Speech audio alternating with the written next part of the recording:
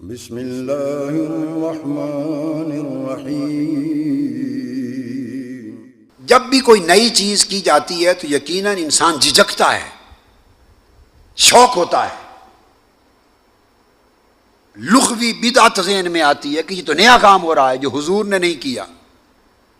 بھئی جب ہم کہتے ہیں کہ جو کام حضور نے نہیں کیا، صحابہ نے نہیں کیا، بعد میں کیا جائے بدعت ہے، تو یہ بات سمجھ لیں، ہم سمجھتے ہیں نا، ہم ان کو شامل کر لیتے ہیں، تو جب صحابہ کرنے لگتے تھے نیا کام جو حضور نے نہیں کیا، ان کی ذہن میں بھی یہی بات آتی تھی، اسی بات سے سوچ کا آغاز ہوتا تھا۔ تو انہوں نے کہا کیف تفعل شیئا ما لم یفعل بہ رسول اللہ صلی اللہ علیہ وسلم۔ اے عمر، سیدنا ابو بکر صدیق نے فرمایا تم وہ کام کیسا کرنا چاہتے ہو، کیسے کرنا چاہتے ہو جو رسول پاک صلی اللہ علیہ وسلم نے نہیں کیا، ایک نیا کام ہے۔ انہوں نے کہا واللہ ہوا خیر۔ کیف تفعل شیئا میں لفظ بدعت ہے، کیا کیف تفعل شیئا ما لم یفعل بہ رسول اللہ میں لفظ معنی بدعت ہے کہ یہ نیا کام ہے، بدعت کیسے کرنا چاہتے ہو؟ اور جواب واللہ ہوا خیر، خدا کی قسم ہے تو نیا مگر ہے اچھا، اس میں لفظ حسنہ ہے۔ دو جملے جمع کیے بخاری شریف کے تو بدعت حسنہ نکل آئی۔ بدعت ما لم یفعل بہ رسول اللہ میں بدعت کا تصور ہے، اور واللہ ہوا خیر میں حسنہ کا تصور ہے۔ اصل بتا رہا ہوں، اصل۔ پھر دونوں صحابہ نے مل کر تو سیدنا صدیق کے اوپر کہتے ہیں میرا سینہ کھل گیا، واللہ ہوا خیر سے سینہ کھل گیا۔ ان کے سینے اس لیے کھلتے تھے کہ ہر وقت انشراح کے لیے تیار تھے، اللہ ہمارے سینے بھی کھول دے۔ پھر دونوں نے مل کے حضرت زید بن ثابت سے کہا زید بن ثابت تم قرآن مجید کو جمع کرو ایک جلد کے اندر، ایک کتابی صورت میں، کہ کہیں قرآن مجید سینوں سے تلف نہ ہو جائے۔ جو متفرق نسخے ہیں سارے اکٹھے کر کے قرآن مجید کو مرتب مدون کرو۔ اب سنیے، انہوں نے بھی وہی سوال کیا جو بحث وہاں ہو چکی تھی، یہ صحیح بخاری ہے۔ انہوں نے کہا کیف تفعلان شیئا ما لم یفعل بہ رسول اللہ صلی اللہ علیہ وسلم۔ اے ابو بکر و عمر رضی اللہ تعالیٰ عنہما، تم دونوں وہ کام کیسے کرتے ہو جس کو رسول پاک نے نہیں کیا صلی اللہ علیہ وسلم؟ بولیے یہی استدلال ہوتا ہے یا نہیں؟ استدلال یہی ہوتا ہے نا، ان کو بھی یہ ہوا تو انہوں نے ان کو بھی جواب دیا ہاں انہوں نے نہیں کیا، واللہ ہوا خیر۔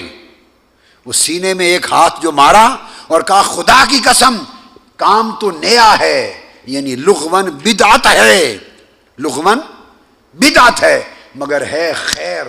فرماتے ہیں میرے سینے پر ہاتھ لگایا اور یہ جملہ بولنے کی دیر تھی، میرا سینہ کھل گیا اور مجھے بھی اس کا حسنہ ہونا سمجھ میں آ گیا۔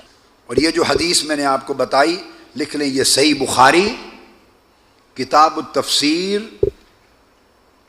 حدیث نمبر 1720،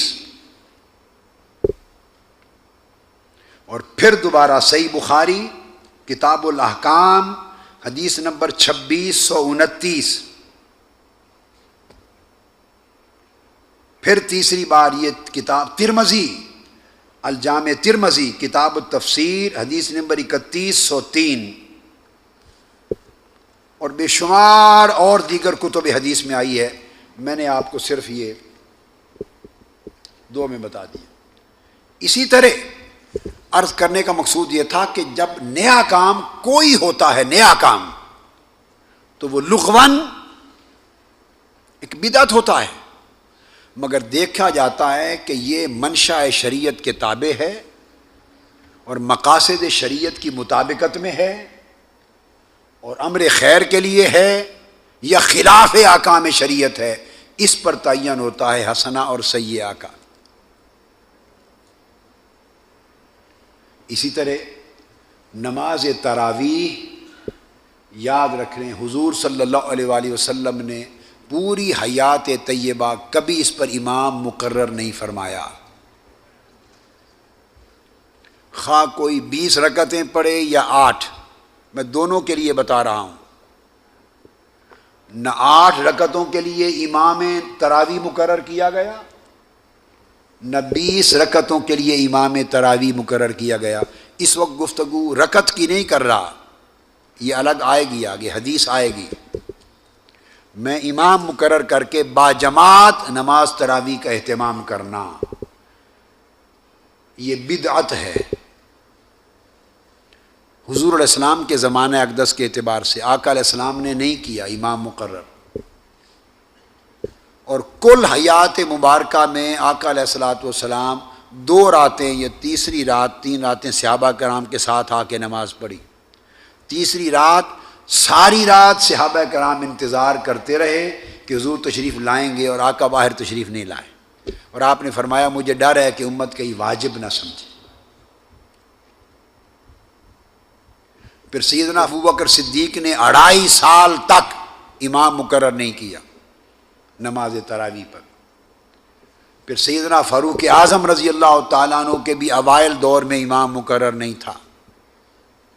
پھر ایک روز سیدنا فاروق اعظم رضی اللہ تعالیٰ عنہ باہر نکلے، اور آپ نے مسجد نبوی میں دیکھا لوگ متفرق نماز تراویح ادا کر رہے ہیں، صحابہ کرام۔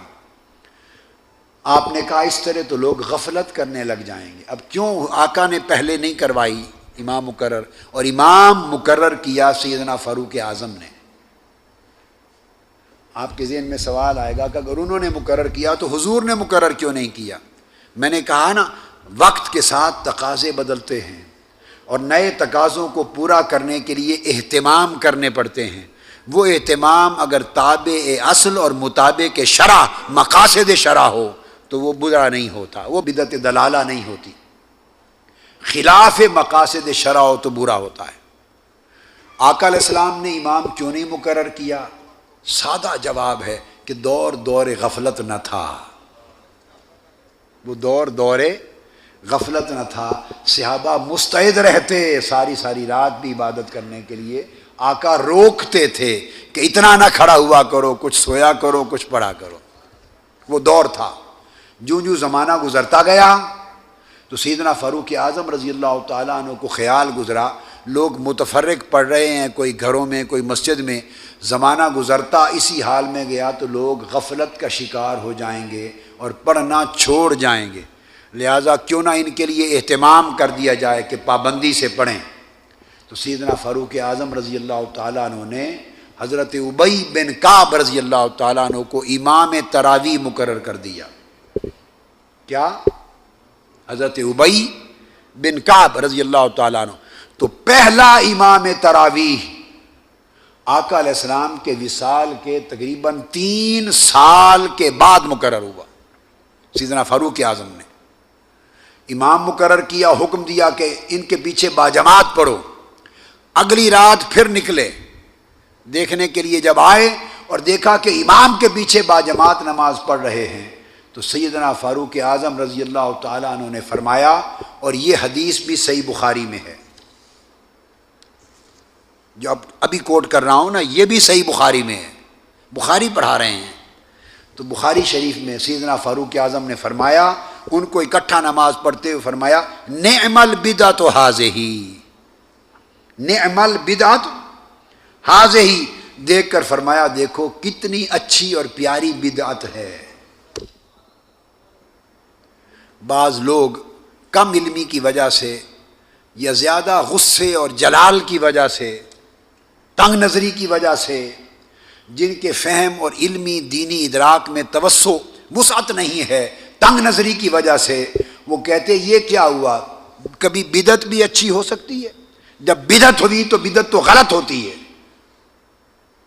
انہیں کہیں کہ دین کی اوپر رائے سے فیصلے نہ کریں، ہمیں چاہیے کہ اپنی ذاتی آراء کو پھینک دیں اٹھا کر، دین کے فیصلے دین دینے والوں اور جن کے ذریعے دین پہنچا ان کے اقوال پر قائم ہونا چاہیے۔ سیدنا فاروق اعظم نے لفظ بدعت بھی استعمال کیا اور نعمہ بھی استعمال کیا۔ صحیح بخاری فرمایا نعم البدعۃ ھذہ، یہ کتنی اچھی بدعت ہے۔ تو پتہ چلا کہ کوئی عمل نیا ہو کر لغوی اعتبار سے بدعت ہو کر بھی اچھا ہو سکتا ہے، اور یہ کس نے کہا؟ سیدنا فاروق اعظم نے کہا رضی اللہ۔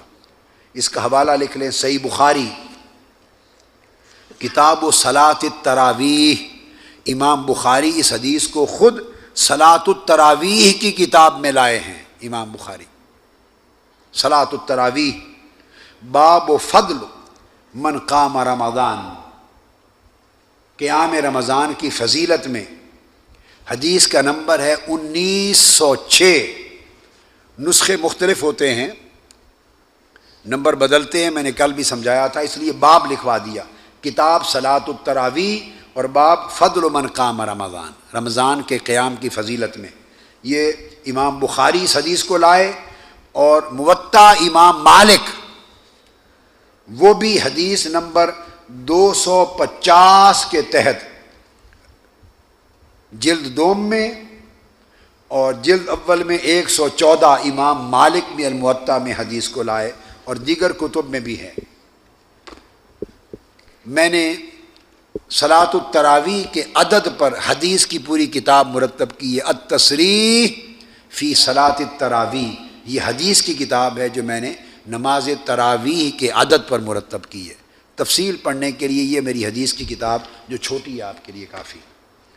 سمجھانا مقصود کیا تھا؟ یہ بات سمجھا رہا تھا، اس طرح ہر شے سادہ حالت سے ارتقاء کر کے ترقی کی طرف گئی، اور ساری ترقیات، ارتقاءات اور اضافات جو مقاصد شرع کے تابع اور اصل کے تابع اور مطابق ہوں، وہ اضافات اور وہ نئے کام بدعت سیئہ میں اور بدعت ضلالہ میں نہیں آتے،